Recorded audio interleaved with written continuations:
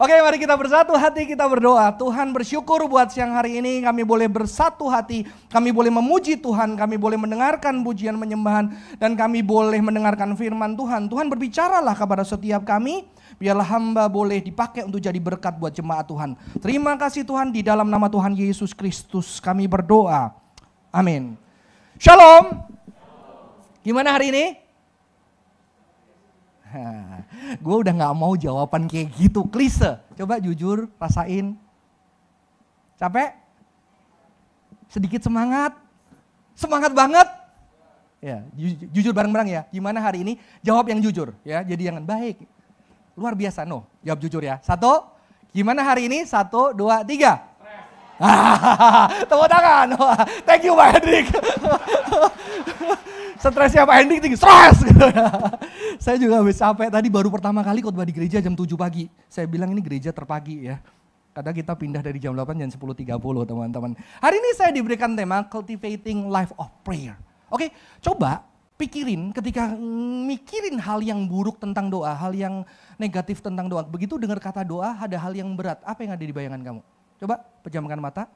Begitu dengar kata doa hal yang berat. Coba pejamkan mata dulu. 5 hitungan. 1, 2, 3, 4, 5. Oke. Wajahnya tetap senyum-senyum. Terlalu berat ya sampai lu senyum ya. Kalau terlalu berat itu biasanya sampai senyum. Karena terlalu sedih aja gak cukup. Oke, ada yang bisa kasih tahu paling berat apa, Rik? Wah, jadi waktu kamu dengar doa masa depan udah doa tetap berat ya kan? Karena gak jelas masa depan lo. Chris, apa yang paling berat? Istri gua. Apa Chris?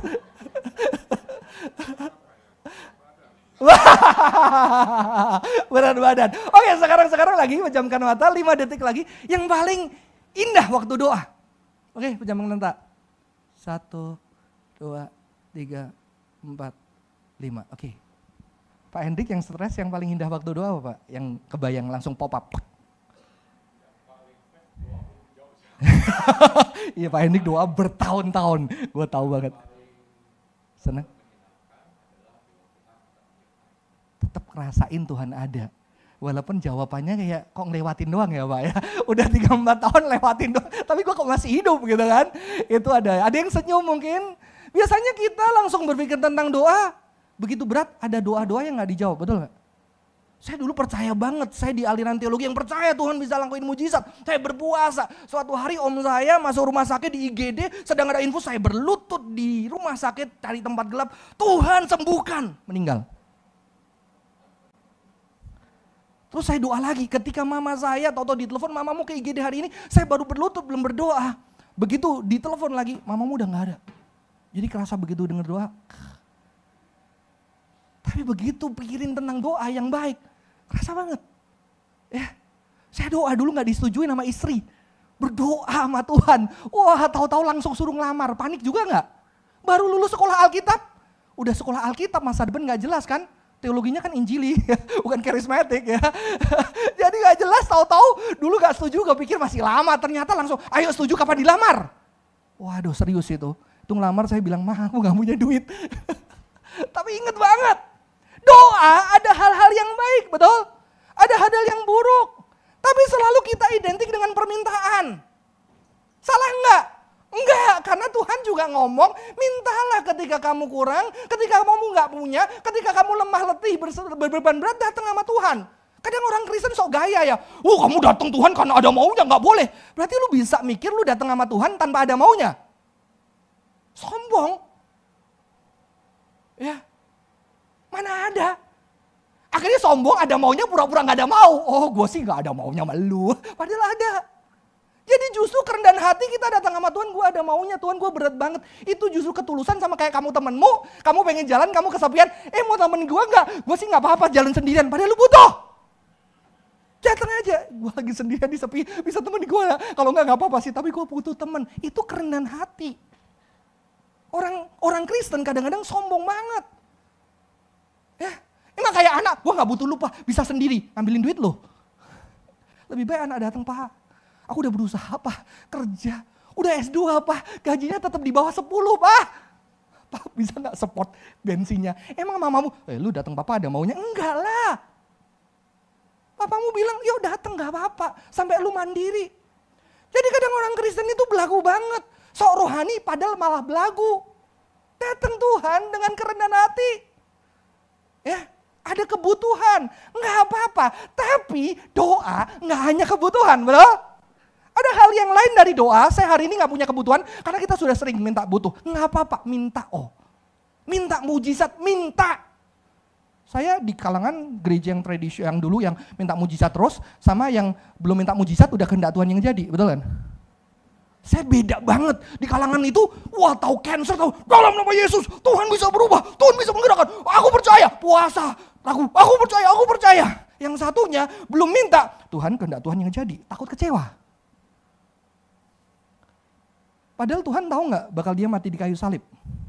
Tahu, tapi dia bilang kalau bisa kehendak Tuhan, kalau bisa cawan itu. Padahal Yesus sudah tahu dia bisa minta, kita nggak tahu. Keluarga kita, anak kita, orang yang kita cintai sembuh atau enggak. Tapi kita enggak berani meminta. Kita sok rohani. Ya. Jadi saya enggak bilang minta-minta terus ya. Tapi saya juga enggak bilang jangan buru-buru kehendak Tuhan yang jadi. Lu emang tahu. Kalau anak saya sakit, saya akan minta mujizat. Saya akan minta teman-teman doakan. Karena saya belum tahu dia bakal sembuh atau enggak sembuh. Tapi saya tahu kehendak Tuhan. Ketika saya berdoa saya harus mengasihi dia. Saya harus mengasihi diri saya harus mengasihi orang-orang dan bagaimana itu kehendak Tuhan yang harus saya lakukan. Tapi saya akan meminta mujizat Tuhan. Oke? Jadi jangan buru-buru kehendak Tuhan yang jadi. Bilang, Tuhan gue gak tahu kehendakmu tapi gue pengen, gue butuh, gue belum bisa kehilangan orang yang gue cintai. That is prayer. Mengawinkan antara yang kubu satunya. Tapi ternyata hari ini saya gak cuma ngajarin kita tentang doa yang seperti itu saudara-saudara. Karena praying is not just for asking things from God. Doa ternyata nggak cuma minta. Orang Kristen bicara doa itu relational. Kayak sama anak kita, kadang kita juga kadang kurang relational, tahu-tahu anak kita baik, Pak, mau apa lo? Iya kan? Mau apa lo? Doa itu relational. Bahkan ada orang Kristen bilang, doa itu nafas hidup. Ya? Doa itu nafas hidup. Nah kalau nafas kok kenapa disuruh berdoa? Yuk nafas dulu, enggak kan? Jadi doa itu nafas hidup, kadang-kadang perlu nafas dalam, perlu ke gunung, kadang-kadang perlu nafas-nafas biasa, kadang sehari-hari kita nggak doa itu juga sebuah nafas kita. Kadang-kadang kita nggak doa sejati terwujud, betul nggak? Kadang-kadang ketika kita doa dengan bahasa yang indah itu bukan doa sejati. Ya, kadang-kadang ketika kita nyetir ada wah, mungkin kata-kata kasar, tapi sebetulnya aduh Tuhan tolong, habis ngomong kata-kata kasar. Saudara-saudara, itulah manusia, tapi kadang-kadang begitu kita ngatur-ngatur itu juga bukan doa terwujud sejati. Saudara, doa itu relational, tapi hari ini saya ajak kita membaca dari Matius 6 ayat yang ke-10. Kita udah hafal. Matius 6 ayat yang ke-10, nanti bisa dilanjutin ke belakangnya, saya akan bacakan. Datanglah kerajaanmu, jadilah kehendakmu di bumi seperti di sorga. Saudara-saudara, doa ini adalah doa, awal doa Bapa kami. Datanglah kerajaanmu, jadilah kehendakmu di bumi seperti di surga. Saudara-saudara, doa bukan permintaan. Kalau kita tahu Yahudi itu punya doa puasa. Puasa dan doa bagian spiritualitas yang baik dari keyahudian. Dan ternyata saya tersentuh sekali untuk membenarkan karena kadang-kadang saya nggak kuat puasa. Saya bukan tipe yang kuat. Ya. Ternyata ada ayat yang kayak gini saudara-saudara. Yesaya 58 ayat 68. Kita mulai melihat perspektif doa yang berbeda. Yesaya 58 ayat 6 sampai 8. Saya akan bacakan buat kita. Bukan berpuasa yang kukehendaki ialah, bukan. Berpuasa yang kuhendaki adalah puasa bagi orang Yahudi bagian dari doa yang sangat penting. Doa kembali kepada Tuhan, doa meminta pertolongan Tuhan, pemeliharaan Tuhan. Dikatakan ini, puasa yang kukehendaki ialah supaya engkau membuka belenggu-belenggu kelaliman dan melepaskan tali-tali kuk. Supaya engkau memerdekakan orang yang teraniaya dan mematahkan setiap kuk. Supaya engkau memecah-mecah rotimu bagi orang yang lapar dan membawa ke rumahmu orang-orang miskin yang tidak punya rumah. Dan apabila engkau melihat orang yang telanjang, engkau memberi dia pakaian dan tidak menyembunyikan diri terhadap saudaramu sendiri. Pada waktu itulah terangmu akan merekah seperti fajar dan lukamu akan pulih dengan segera. Kebenaran menjadi barisan di depanmu dan kemuliaan Tuhan barisan belakangmu. Jadi saya percaya ketika Yesus mengatakan ada Yahudi doa sungguh-sungguh berpuasa. Tapi dia mengatakan berpuasa, doa puasa yang kukendaki adalah kamu melepaskan kelaliman. Ada keadilan dan ada kasih saudara-saudara. Ini diulang doang ya. Membuka belenggu kelaliman, satu, membuka, melepaskan tali-tali kuk, memerdekakan orang-orang yang triana, mematahkan setiap kuk. Jadi ini berbicara keadilan. Jadi ternyata doa karena orang Yahudi gak cuma minta, tapi ketika dia doa sebagai sebuah impian, permintaan bagaimana di hadapan di hidup mereka, mereka bisa mewujudkan keadilan Allah. That is prayer. Ya. Keadilan Allah. Yang mana kita tahu di dunia ini penuh dengan ketidakadilan, betul?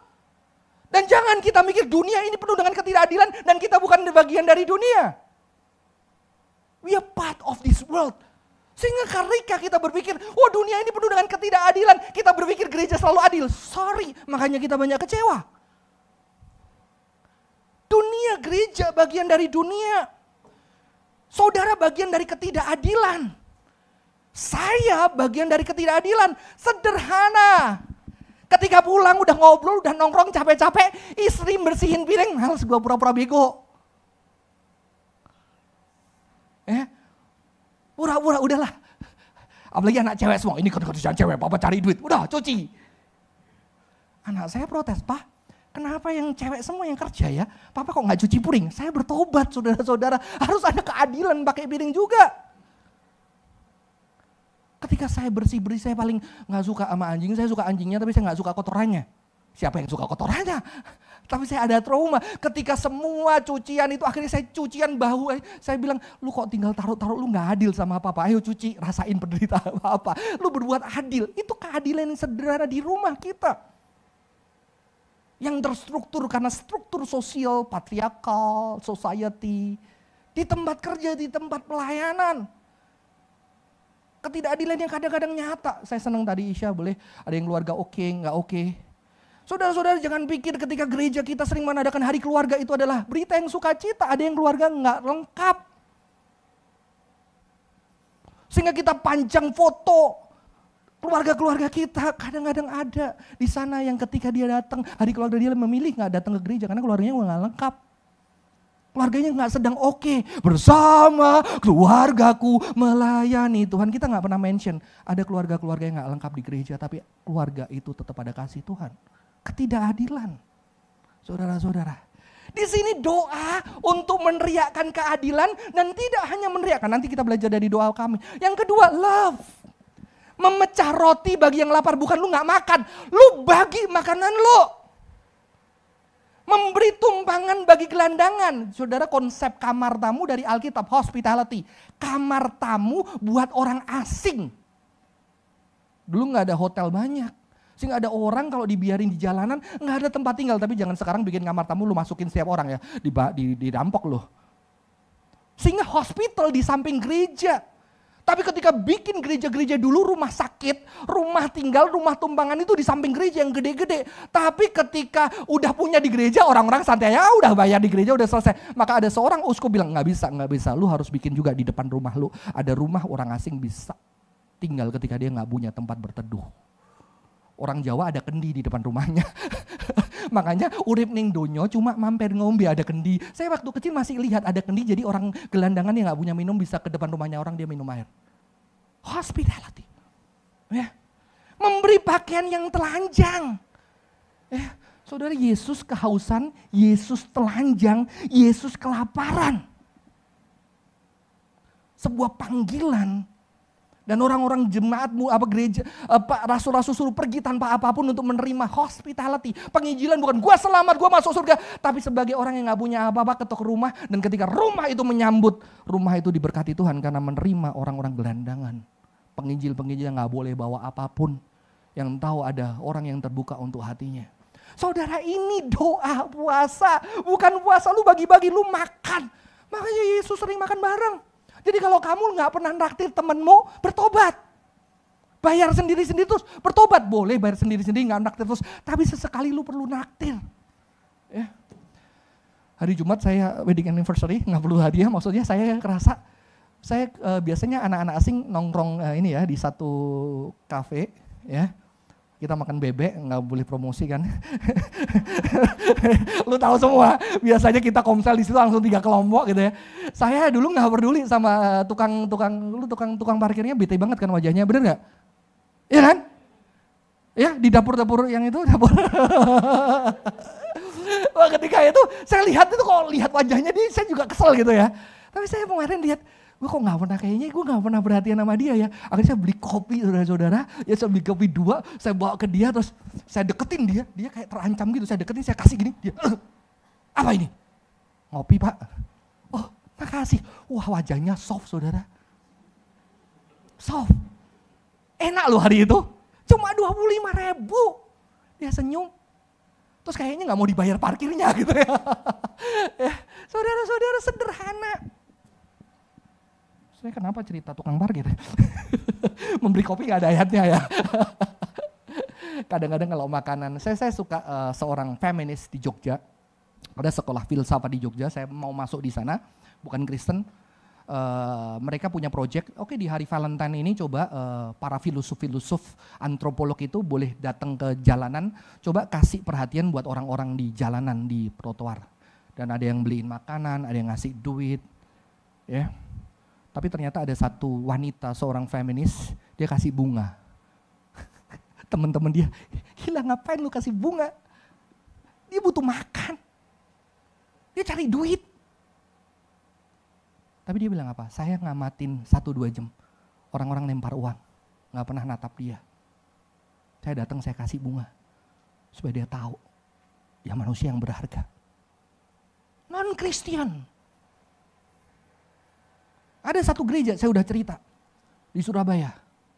Suruh misi. Tapi misinya suruh cari sendiri. Jadi setiap keluarga boleh angkat orang tua asuh, cari sendiri di jalan. Enaknya lu ngumpulin gereja, lu tinggal transfer. Ya kan? No, nggak personal. Kumpulin sendiri. Saya ingat koko saya cerita. Dia kumpulin ketemu trotoar anak. Kamu mau disekolahin ketemu sama keluarganya. Dan mereka diwajibin setahun 2 kali ngajak keluarganya. Mereka satu keluarga dengan keluarga makan bareng. Dan koko saya bilang, pengennya dia memberkati tapi dia bilang, cuma makan di pizza. Satu keluarga itu datang. Dengan pakaian terbaik yang tetap tidak terbaik. Bingung makan pizza kayak gimana. Tapi dia juga ngerasa terberkati ketika makan bareng dengan orang-orang yang seperti itu. Saudara-saudara, inilah doa. Inilah puasa yang Tuhan inginkan. Ada keadilan, ada cinta yang nyata. Yang bisa dirasain. Yang gak cuma dirasain orang yang menerima kasih dan keadilan. Tapi dirasakan orang yang menyatakan kasih dan keadilan. Karena dia bukan lebih baik, karena dia juga sama dengan orang-orang itu. Betul? Saya pernah ke satu gereja melayani.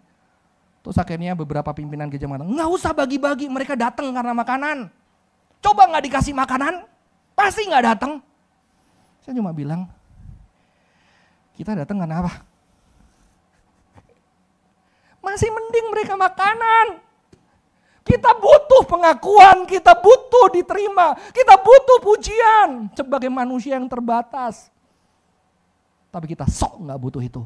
Padahal ketika tidak dipuji, ketika kita disindir, kita kecewa. Kita sama. Mereka butuh makan karena nggak makan, kita udah bisa makan, saudara-saudara. Ya sih. Saudara-saudara, ini doa. Dan ini nanti diulang di dalam kitab ini, saudara-saudara. Kerajaanmu, datanglah kerajaanmu, jadilah kehendakmu di bumi seperti di surga. Itu paralel. Datanglah kerajaanmu, jadilah kehendakmu di bumi seperti di surga. Sayangnya orang Kristen konsepnya itu evakuasi bukan restorasi. Sehingga dunia nggak adil, dunia jahat, ya udahlah gue ke gereja menjauhkan dari dunia yang jahat. Ketika terjadi ketidakadilan kita juga pura-pura bego karena ini rumah Tuhan dan kita berharap suatu hari ada keadilan ketika Tuhan datang. Karena kita terlalu dualistis, kita memisahkan dunia dan kerajaan Allah. Kita pengen pergi ke kerajaan Allah, kita mau tinggalin dunia. Dan itu adalah penipuan sehingga banyak orang-orang Kristen gak peduli hal-hal yang duniawi. Gak peduli hal-hal yang materi, gak pernah belajar sungguh-sungguh. Saya baru belajar, saya mau coba cari dari orang Kristen bagaimana menyembuhkan orang dengan pendekatan tubuh, embodied, holistic healing. Saya nggak ketemu, baru sampai ke teologi, filosofi dari Christianity. Tapi bagaimana ketika diaplikasikan, saya terpaksa belajar dengan orang-orang dunia, scientist, spiritualitis, somatic, educator yang mereka mempelajari tubuh manusia. Begitu dahsyatnya. Ternyata ketika kita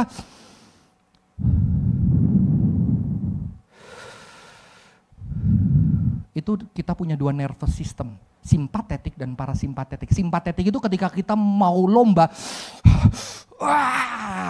tarik nafas itu kita on. Ketika kita itu sedang relax. Ketika orang stres, anxiety, ketika petinju panik, dia harus mundur, dia bisa fight lagi. Ini spiritual banget, ternyata Tuhan sudah kasih breathing kita. Isya tahu ya, pelatih yoga tahu. Breathing kita untuk relax sehingga kita nggak gampang depresi, sehingga kita nggak gampang PTSD. Itu nyanyi juga, ya nyanyi harus kuat. Kalau nggak pitch controlnya, saya dulu diomelin Gaudaru pitch control ya. Sedang suka nonton Indonesian Idol nggak gitu ya, pitch controlnya berantakan saya. Nanti kalau saya nyanyi tolong ya kok ya, kasih anugerah teman-teman. Sampai akhirnya teman-teman yang rokok kita nggak tahu. Mereka juga nggak tahu kenapa lepas dari rokok. Padahal mereka ketika stres, breathing exercise mereka, cuma pakai nikotin. Tapi itu nggak boleh, rokok nggak boleh. Ketika panik nggak bisa. Kita harus kasih tahu tubuh kita diciptain Tuhan dengan dahsyat. Ya, nanti bisa breathing exercise sama Aisyah ya. Sudah ada beberapa teman yang latihan bareng, saya belum jauh ya. Teman-teman, inilah doa. Di bumi seperti di surga artinya apa? Bukan dualistis lagi, tetapi realitas kerajaan surga itu menyatu. Ada lagu datang, apa? Lagu kerajaanmu datanglah, kehendakmu jadilah. Di bumi seperti di surga. Doanya bukan Tuhan evakuasi aku sampai ke surga. No. Kerajaanmu datanglah, kehendakmu jadilah. Di bumi seperti di surga. Ada kerajaan surga yang penuh dengan kasih, yang penuh dengan keadilan, yang penuh dengan shalom. Bisa terwujud melalui doa kita dan perbuatan kita setiap harinya. Walaupun belum sempurna. Saudara-saudara, ada satu bagian dari seorang Rabbi Barney Kasdan, saya nggak tahu sebutnya benar atau enggak. Ini adalah seorang Rabbi Messianic Judaism.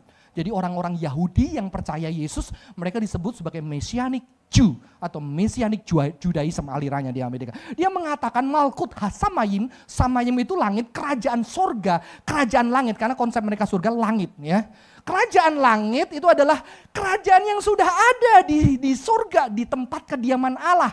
Dan doa kita agar kerajaan itu terwujud di bumi ini di hari-hari kita. Maka keselamatan kita di dalam doktrin reform yang benar bukan kita ke surga. Roh kita ke surga, tubuh kita mati. No, ada kebangkitan tubuh kita dibangkitkan, Yerusalem baru turun dari surga. Kerajaanmu datanglah, kehendakmu jadilah. Jadi kita udahlah Tuhan capek, udah bawa aja. No, bagaimana Tuhan, gue merindukan suatu hari di bumi yang diciptakan dengan baik, yang dengan indah, yang kau sudah merestorasi tubuh dan jiwaku. Bumi ini juga direstorasi, karena bumi ini diciptakan Tuhan, yang penuh dengan keindahan, yang penuh dengan keadilan dan kasih. Amin. Saudara-saudara, ini doa. Boleh meminta, tapi ada doa sebagai sebuah panggilan. Ada restorasi, saudara-saudara. Dan a life of prayer adalah a restoration. Berdoa bahwa kerajaanmu datanglah. Artinya bukan hanya personal request. Kita turut serta membantu, ya, turut serta bekerja mewujudkan kerajaan Mesias di bumi ini melalui doa dan perbuatan-perbuatan tangan kita. Ya. Bumi surga pecah, tapi ketika doa itu terwujud ada shalom. Shalom itu artinya yang retak, yang terpisah, yang bertikai, menyatu. Bumi dan surga, kasih dan keadilan bercium-ciuman terjadi di sana, saudara-saudara. Maka doa Bapa kami dilanjutkan dengan ini, saudara-saudara. Saya nggak akan lama-lama, saudara-saudara. Berilah kami makanan yang secukupnya. Artinya apa? Jangan rakus. Cukupin dirimu dengan yang ada. Bukan gak boleh makan enak. Lu boleh makan seenak-enak, tapi lu mau juga gak orang-orang lain makan yang enak kayak lo. Lu seneng makan enak gak? Seneng kalau gitu pergi aja orang lain ngerasain. Dan kamu tahu, kamu akan lebih enak ngerasain makan enak. Ketika kamu tahu kamu enak, lu makan sendiri. Tapi ketika lu enak, lu lihat wajah, lu gak bisa ngaca, makan enak sambil ngaca. Gue enak ya? Enggak, goblok. Wah enak, terus lu kaca, wah gue bahagia. No. Orang tua yang bekerja begitu keras. Begitu lihat wajah anaknya, Pak thank you Pak. Padahal permen beracun gitu. Permen yang bikin dia gula, tapi dia, wah Papa thank you, es krim Pak. Kita dibodohin sama dunia, kita kurang. Kita berpikir ketika kita kurang terus kita bakal puas. Terus kita cari, tapi kita gak pernah belajar puas. Kita gak pernah duduk, wah enak loh. Terus kita sama orang lain, enak gak? Enak gak? Saya seneng loh. Kalau saya makan enak, terus saya ngajak anak asing, wah. Dan salah satu memori saya adalah, saya tahu di lidah anak asing itu tidak semua terpercaya. Tapi saya sudah tahu wajah-wajah yang terpercaya. Kalau dia ngomong enak, solid lah ya. Kalau yang tidak percaya, saya bilang, sorry dia kurang bisa dipercaya. Ya. Wah kalau Pak Hendrik Medan, wah saya tidak pernah gagal gitu ya. Pak Hendrik tidak pernah gagal. Begitu, saya tahu, saya juga kalau makan sama Pak Hendrik, ini enak, begitu dia enak. Kita ketawa bareng. Makanya Yesus suka makan bareng. Ya.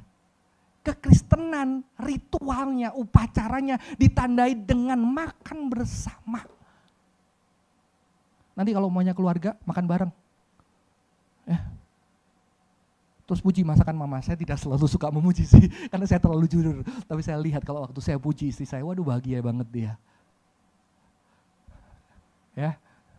Tapi jangan kalau nggak enak pura-pura muji ya, disuruh ngabisin habis loh. Teman-teman ini real, secukupnya. Kita diajarin nggak cukup, dengan nggak cukup kita bahagia. No, cukup. Sekarang siapa yang masih menikmati all you can eat? Saya nggak mau makan all you can eat lagi. Rapot merah.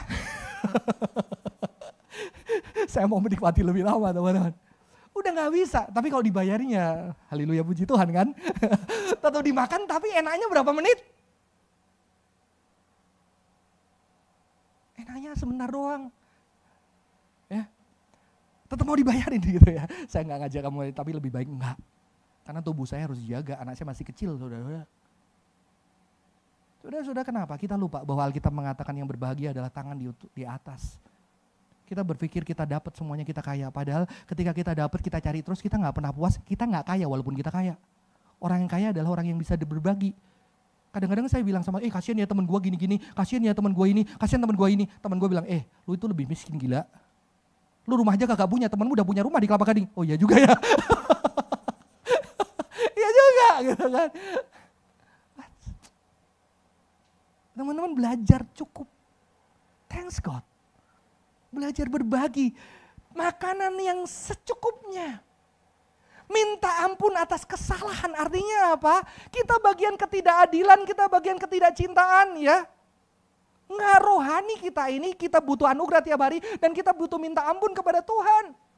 Kita butuh meminta ampun kepada sesama kita. Kita juga salah. Banyak salah.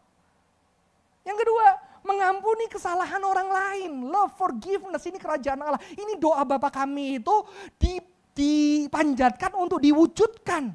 Dan saya paling suka, lepaskanlah dari yang jahat. Kita pikir jahat itu yang merebut kekayaan kita, membuat anak kita kecelakaan, membuat kita miskin. No! Yang jahat itu adalah lu dan saya. Lepaskan aku dari yang jahat. Karena kalau sekeliling kita jahat, kita nggak jahat. It's okay. Tapi gua dari yang jahat ini. Saya suka temen pernah cerita. Gua ada di satu pelayanan yang sampai gua kalau tetap di sini gua jadi jahat. Gua jadi nggak jadi diri gua pergi dari pelayanan itu sebab gua nggak jahat.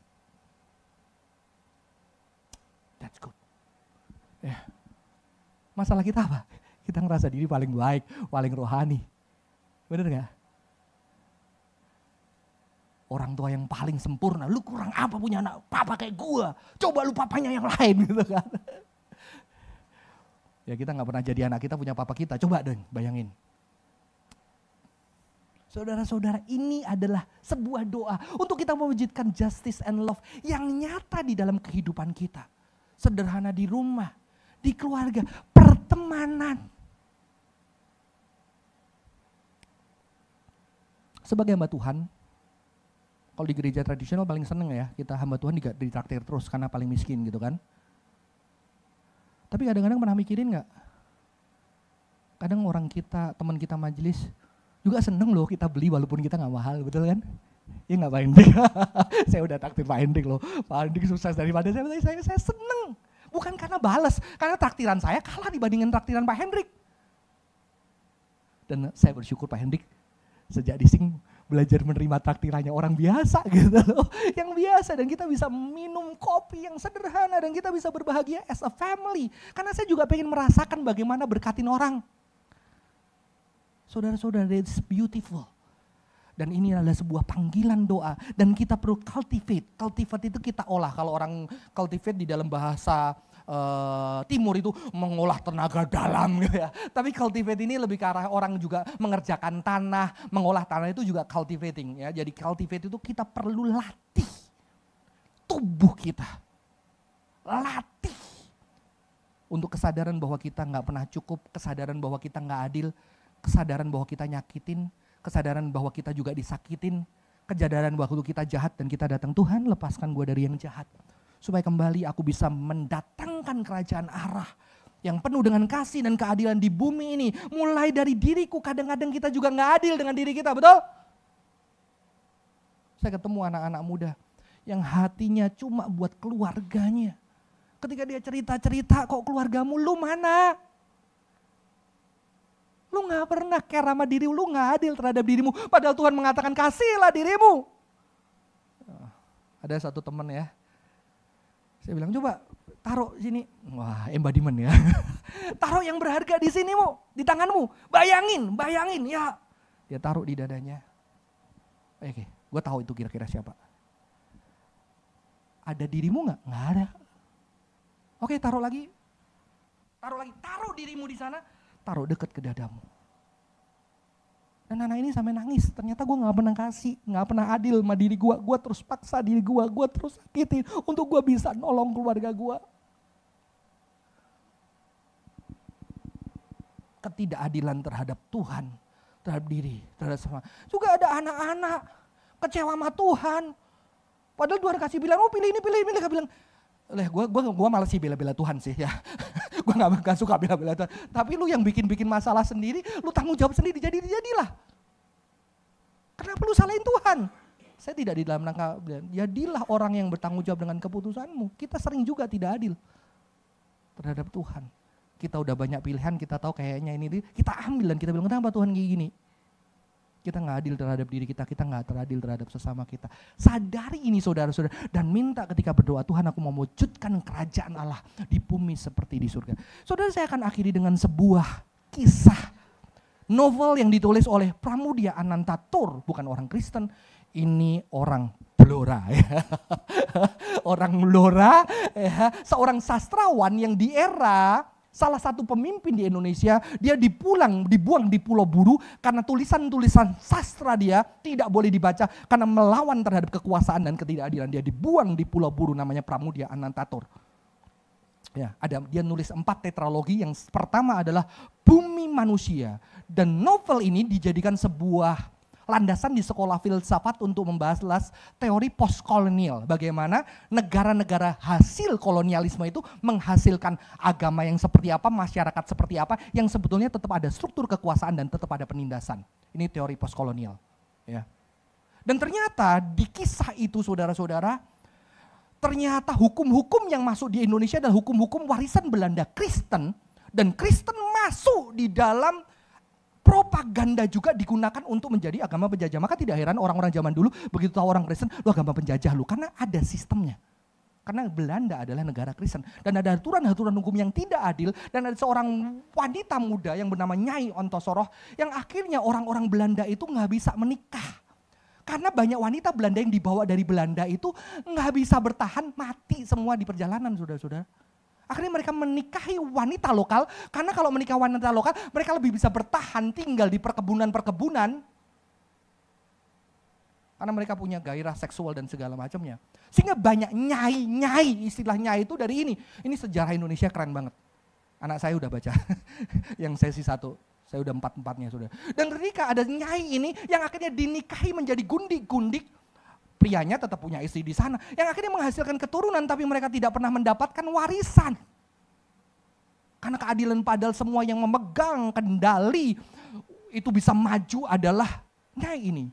Yang bernama Darsiah atau Nyai, lupa namanya saya. Dan akhirnya dia punya anak wanita Belanda dan ketika suaminya mati hartanya harusnya masuk ke ini. Tapi hartanya masuk keluarga-keluarga yang di sana sehingga hukum tidak berpihak kepada mereka. Tetapi ini dia punya anak resmi yang harusnya dapat harta. Sengaja dianggap dia tidak bisa merawatnya dan ini anak harus dibawa ke Belanda. Padahal anak ini udah menikah dengan seorang pria yang bernama Mingke, ya. Seorang pria yang terdidik secara Belanda tapi harus dipisahkan. Dan mereka berjuang secara hukum untuk memperjuangkan keadilan yang tidak adil. Ya.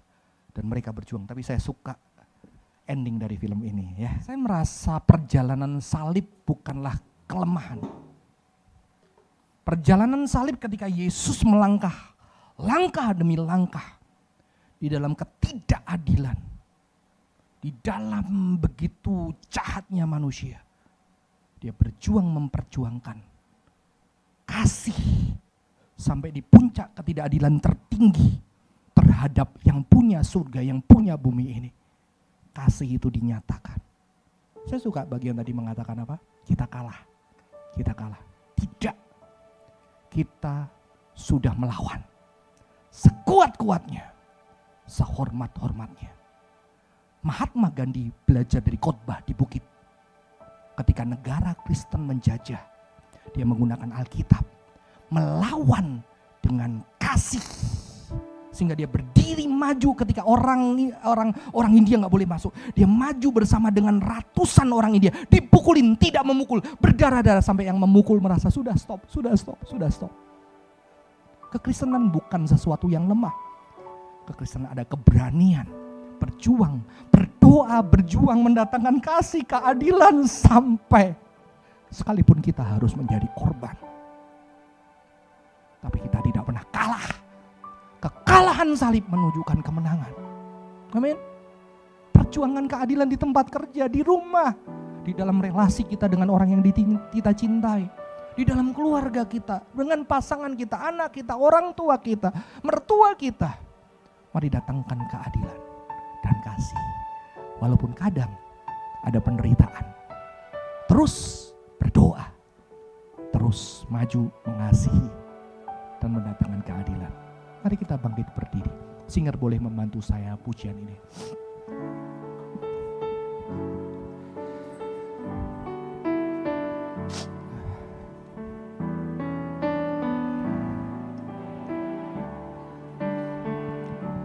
Kerajaanmu datanglah, kehendakmu jadilah di bumi seperti di surga. Kerajaanmu datanglah, kehendakmu jadilah di bumi seperti di. Muliakan Raja segala raja, muliakan Raja segala raja, penguasa di udara diruntuhkan. Biarlah siapa? Biarlah nama Tuhan ditegakkan sekarang. Kemuliaan kuasanya atas kita. Kerajaanmu datanglah, kerajaanmu datanglah, kehendakmu jadilah di bumi seperti di surga. Mari kita pejamkan mata.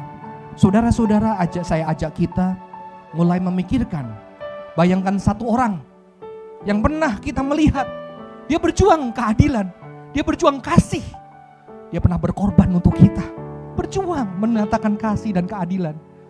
Mari kita bersyukur buat orang-orang yang pernah berjuang, menjadikan teladan bahwa mereka sebagai orang Kristen, mereka menegakkan keadilan walaupun hidup mereka lebih berat, lebih susah. Berdoa dan bersyukur buat orang-orang itu. Dengan keberanian mereka berjuang. Bahkan kita mendapatkan berkat dari itu. Tuhan terima kasih buat orang itu. Terima kasih Tuhan. Dan maukah saudara dan saya menjadi wajah-wajah itu. Sehingga suatu hari ada orang ketika mengingat wajah kita, dia bersyukur kepada Tuhan. Karena kita orang yang sama. Walaupun kita terbatas, kita pernah tidak adil, kita pernah juga jahat. Tapi kita terus berjuang. Di dalam kekuatan dari Tuhan, kasih dan keadilan dari Tuhan.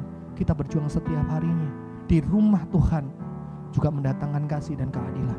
Mari kita berdoa biarlah Tuhan menguatkan kita. Bersyukur buat hari ini Tuhan. Kiranya Tuhan boleh memberkati orang-orang yang masih ada yang sudah berjuang untuk keadilan buat kami. Kalau orang-orang itu sudah tidak ada, kami bersyukur buat orang-orang itu. Dan kami berdoa biar kami boleh mendatangkan keadilan dan kasih terhadap diri kami sendiri, terhadap orang di rumah kami, terhadap pasangan kami, orang tua kami, mertua kami, saudara-saudara kami di gereja, orang yang bekerja kepada kami dan kepadanya kami bekerja, kepada bangsa ini, kepada orang yang kami kenal, kepada orang-orang yang mungkin juga tidak dilihat, cleaning service, satpam Tuhan, pembantu rumah tangga, biarlah kami menatakan kasih dan keadilan yang nyata Tuhan, seperti yang Kau nyatakan. Terima kasih Tuhan, terima kasih. Kami serahkan diri kami di dalam nama Tuhan Yesus Kristus. Kami bersyukur dan berdoa. Amin. Silakan duduk, Tuhan Yesus memberkati.